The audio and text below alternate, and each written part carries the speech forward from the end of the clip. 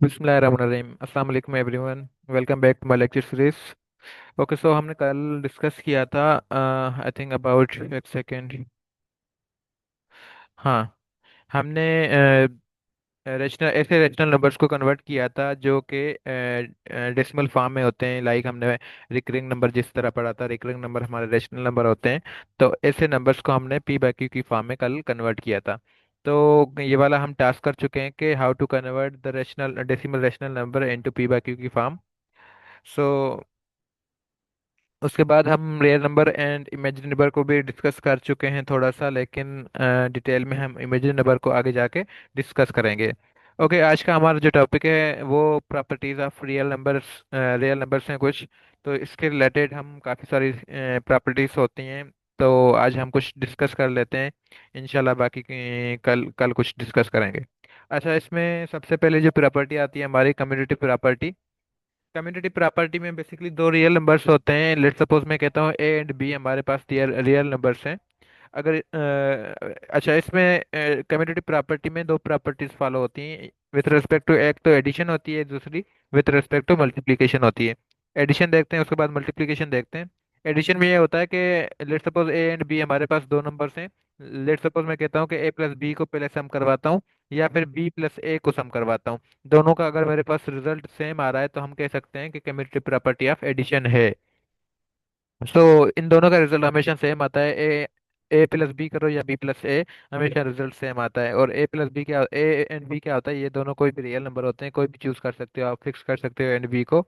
Late suppose ए को मैंने 3 लिया, बी को मैंने 5 लिया। 3 + 5 8 होता है, एंड 5 पहले रखा और 3 बाद में रखा, उसका भी सम 8 होता है, 8 होता है। अच्छा, उसके बाद कम्यूटेटिव प्रॉपर्टी ऑफ मल्टीप्लिकेशन क्या होती है। इसमें हम दो दो नंबर्स का प्रोडक्ट करते हैं। Let suppose A and B, A into B, या फिर बी इंटू ए। दोनों का रिजल्ट हमेशा सेम आता है। लेट सपोज मैं ए को फिक्स करता हूँ 4 एंड बी को फिक्स करता हूँ 7।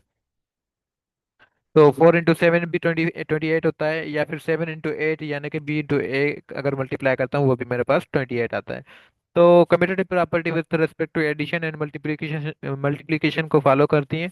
बाकी with respect to addition and with sorry with respect to subtraction and division में नहीं फॉलो होती। क्योंकि अगर आप दो नंबर्स को डिवाइड करते हैं, लेट सपोज ए माइनस बी करते हैं या फिर बी माइनस ए करते हैं, तो दोनों का रिजल्ट जो होता है वो दोनों का अलग आता है।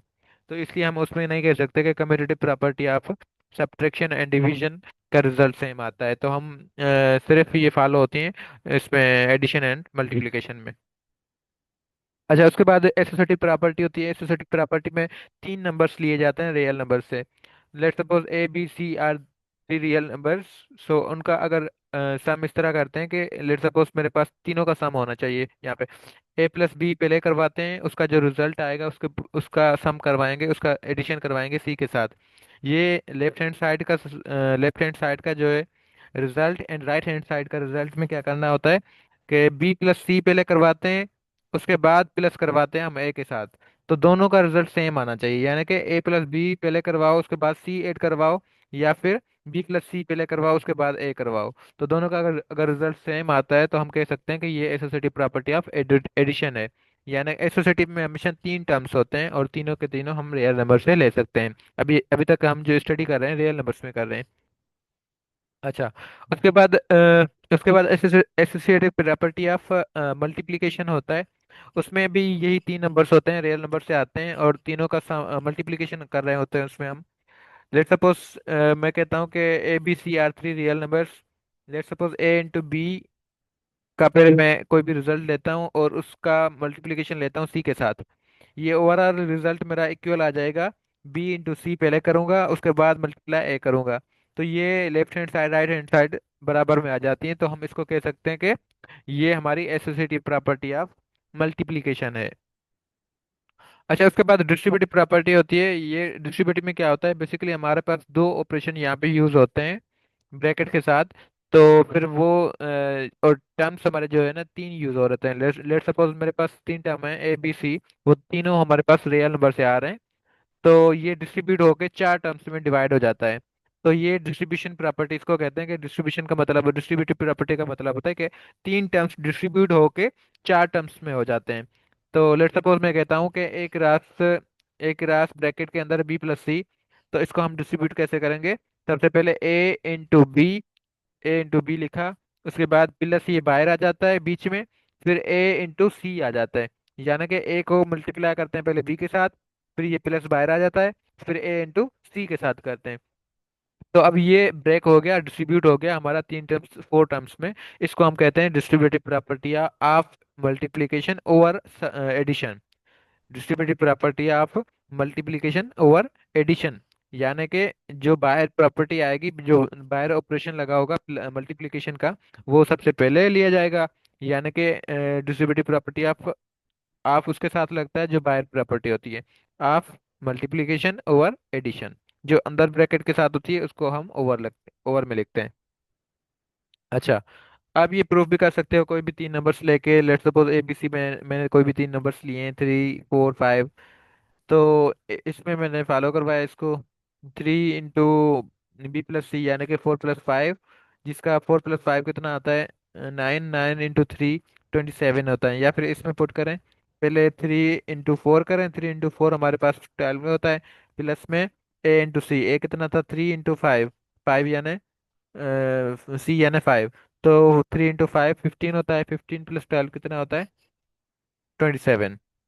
तो ये दोनों का रिजल्ट मेरे पास सेम आ जाता है। इसको हम कहते हैं distributive property of multiplication over addition. Okay. उसके बाद हमारी प्रॉपर्टी होती है आइडेंटिटी प्रॉपर्टीज। अच्छा, आइडेंटिटी प्रॉपर्टीज में ये होता है कि हमारे पास रियल नंबर में दो आइडेंटिटी प्रॉपर्टीज होती हैं। एक विद रिस्पेक्ट टू एडिशन होती है, दूसरी विद रिस्पेक्ट टू मल्टीप्लिकेशन होती है। तो एडिशन में क्या होती है? एडिटिव आइडेंटिटी क्या होती है उसको सबसे पहले देखते हैं। रियल नंबर में हमारे पास एक एडिटिव आइडेंटिटी जीरो होती है। जो जिस नंबर से जीरो को जिस नंबर से भी हम ऐड करवाते हैं, रिजल्ट पे कोई फर्क नहीं पड़ता। लेट सपोज जीरो को आप किसी भी नंबर से ऐड करवाओ, a is any number, any real number. Let suppose A5 ले लो, 7 ले लो, 100 ले लो, या माइनस में कोई भी ले लो, उसके साथ जीरो अगर ऐड करवाते हैं तो रिजल्ट मेरे पास हम एज इट इज ए आता है। यानी कि रिजल्ट पे कोई फर्क नहीं पड़ता जीरो ऐड करवाने से। अब ये जो जीरो आप ऐड करवा रहे हो इसको हम कहते हैं एडिटिव आइडेंटिटी। यानी जीरो इज एडिटिव आइडेंटिटी, यानी ऐड करवाने से मुझे रिजल्ट पे कोई फर्क नहीं पड़ रहा। तो हम इसको कहते हैं एडिटिव आइडेंटिटी। उसके बाद मल्टीप्लिकेटिव आइडेंटिटी भी होता है। यानी कि एक ऐसा नंबर जो किसी भी रियल नंबर से मल्टीप्लाई करवाने से रिजल्ट पे कोई फर्क ना पड़े। यानी कि a is any real number. Let suppose कुछ भी ले सकते हो, 5 7 8 100, कुछ भी माइनस के साथ भी ले सकते हो, -100 -200, या कुछ भी एक ए को फिक्स कर सकते हो। और उसको जब भी वन के साथ मल्टीप्लाई करवाते हैं तो रिजल्ट मेरे पास ए वापस आ जाता है। यानी कि मेरे पास रिजल्ट पे कोई फर्क नहीं पड़ता है। ऐसे नंबर्स को हम कह सकते हैं ये वन, हम वन को कह सकते हैं मल्टीप्लिकेटिव आइडेंटिटी। तो रियल नंबर में कभी कभार सवाल भी आता है कि how many identities in the real numbers. तो there are only two identities in the real number. Okay, so यहाँ पे मैंने जिस तरह मैंने एग्जाम्पल भी लिखा हुआ है नीचे कि 9 इंटू 1 जो होता है वो अगेन 9 आता है, तो 1 इज मल्टीप्लिकेटिव आइडेंटिटी। अच्छा, उसके बाद कुछ और प्रॉपर्टीज आ जाती हैं, जिस तरह इनवर्स प्रॉपर्टीज में चले जाते हैं। अच्छा, एक सेकेंड। ओके। इनवर्स प्रॉपर्टी में क्या होता है कि रियल नंबर में हमारे पास विथ रिस्पेक्ट टू एडिशन में भी रियल नंबर में इनवर्स होते हैं, और मल्टीप्लिकेशन में भी हर नंबर का इनवर्स होता है। इनवर्स का क्या मतलब होता है कि किसी भी रियल नंबर के साथ कोई ऐसा नंबर ऐड करवाएं जिसके बाद मेरे पास जो रिजल्ट हमारे पास आएगा वो आइडेंटिटी वाला आएगा। यानी कि एडिटिव आइडेंटिटी वाला रिजल्ट जीरो था ना। अभी हमने पढ़ा कि एडिटिव जो आइडेंटिटी होती है वो जीरो। यानी कि ए के साथ मैं क्या ऐड करवाऊं जो मेरे पास रिजल्ट में आइडेंटिटी आ जाए। तो रियल नंबर में हर नंबर के साथ कोई ना कोई एडिटिव आइडेंटिटी एडिटिव इनवर्स होता है। लेट्स सपोज मैं एक नंबर कोई भी रियल का लेता हूँ, let's suppose A is any real, और उसके साथ -A करवाऊंगा तो मेरे पास रिजल्ट जीरो आ जाएगा। यानी कि मेरे पास रिजल्ट क्या आ जाएगा? एडिटिव आइडेंटिटी आ जाएगा। तो -A जो हम यहाँ पे ऐड करवा रहे हैं ये बेसिकली हमारा एडिटिव इनवर्स है। सो कोई भी नंबर फिक्स कर सकते हो। लेट सपोज मैं 7 का पूछता हूँ कि what is the additive inverse of 7। So -7 is the additive inverse of 7, जिसको ऐड करवाने से मेरे पास रिजल्ट क्या आ जाता है? एडिटिव आइडेंटिटी का रिजल्ट आ जाता है, जिसको हम जीरो कहते हैं। तो मल्टीप्लिकेशन में क्या रहता है? That is that is her number का अपना अपना इनवर्स होता है। लेट सपोज ए इज कोई भी नंबर करता हूँ, ए एनी रियल नंबर, और उसका इनवर्स जो होता है वो 1/a होता है।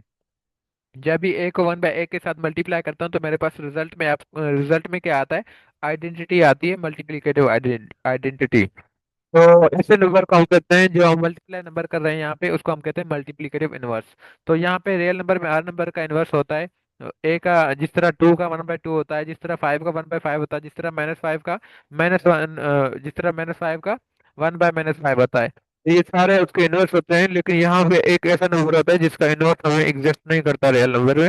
वो कौन सा होता है? वो ओनली जीरो ऐसा नंबर होता है जिसमें मल्टीप्लिकेटिव इनवर्स एग्जिस्ट नहीं करता, क्योंकि जीरो का इनवर्स आप नहीं कर सकते। अगर जीरो को आप उल्टा करेंगे, जीरो को 1/0 करेंगे, तो फिर वो अनडिफाइंड हो जाता है। इसकी वजह से जीरो के अलावा हर नंबर के पास अपना इनवर्स होता है, या फिर वो एडिटिव इनवर्स हो या फिर मल्टीप्लिकेटिव इनवर्स हो।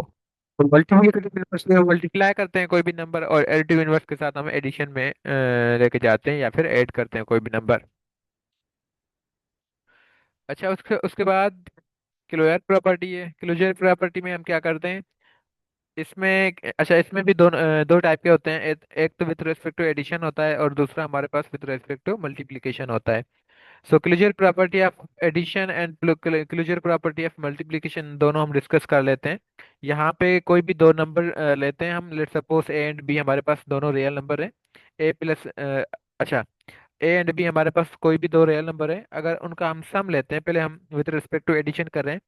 अगर उनका दोनों का सम लेते हैं, ए प्लस बी का सम लेते हैं, तो वो भी हमारे पास रियल नंबर से होना चाहिए, क्योंकि हमने जो नंबर लिया था, ए एंड बी नंबर लिए थे, वो रियल नंबर से लिए हैं। एडिशन के बाद भी उसका रिजल्ट जो मेरे पास आएगा वो भी रियल में होना चाहिए। इसको हम कहते हैं क्लोजर प्रॉपर्टी ऑफ एडिशन। जिस तरह मैंने 5 + 9 दोनों आप रियल नंबर से लिए हैं, 5 + 9 का रिजल्ट होता है 14, और 14 भी मेरा रियल नंबर से आ रहा है। इसको हम कहते हैं क्लोजर प्रॉपर्टी ऑफ एडिशन।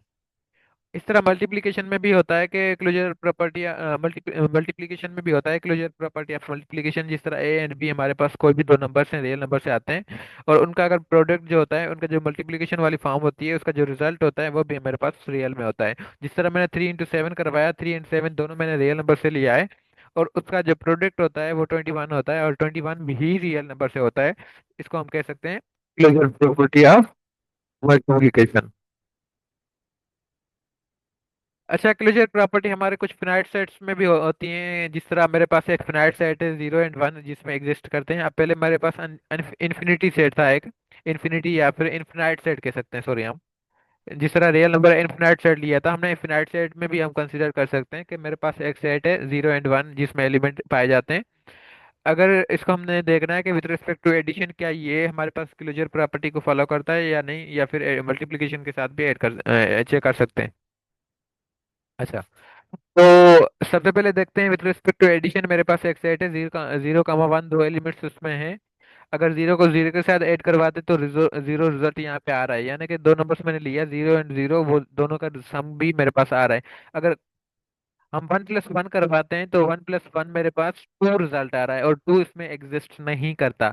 मैंने क्या बताया था कि मेरे पास दो कोई भी नंबर लेते हैं, और उनका सम जो है उन सेट में से ही आना चाहिए। पहले हमने जो सेट लिया था वो रियल नंबर का लिया था, हमने अभी यहाँ पे फिनाइट सेट लिया है। तो फिनाइट सेट से जो भी आप दो डिजिट्स ले रहे हैं, नंबर ले रहे हैं, उनका सम भी वहीं से आना चाहिए।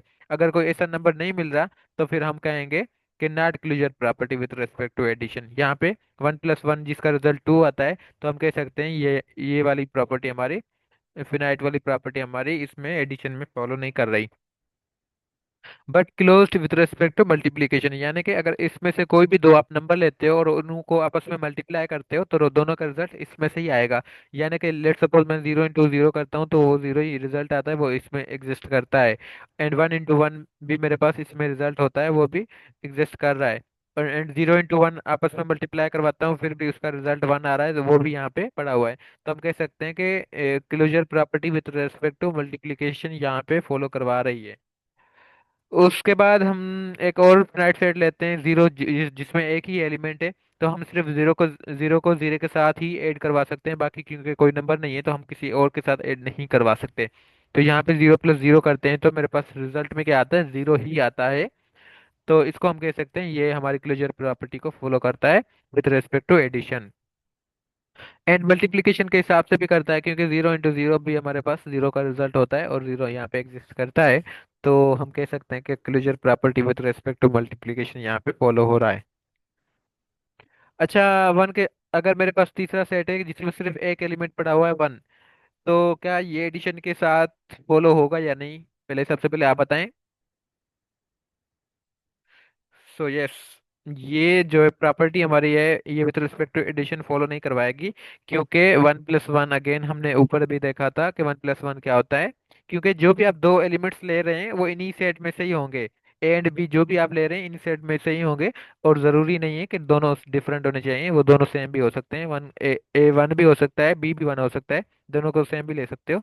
तो 1+1 हमारे पास 2 होता है, तो यहाँ पे 2 एग्जिस्ट नहीं करता, यहाँ पे मौजूद नहीं है। तो जिसकी वजह से हम closure property with respect to addition यहाँ पे फॉलो नहीं हो रही। लेकिन क्या मल्टीप्लिकेशन में फॉलो हो रही है? यस, 1 इंटू 1, अगेन 1 आता है, तो ये फॉलो करवा रही है विद रिस्पेक्ट टू मल्टीप्लिकेशन। और उसके बाद एक और सेट लेते हैं जिसमें फिनाइट सेट है हमारे पास, 1, -1, यानी कि दो एलिमेंट्स एग्जिस्ट करते हैं ओनली हमारे पास सेट में।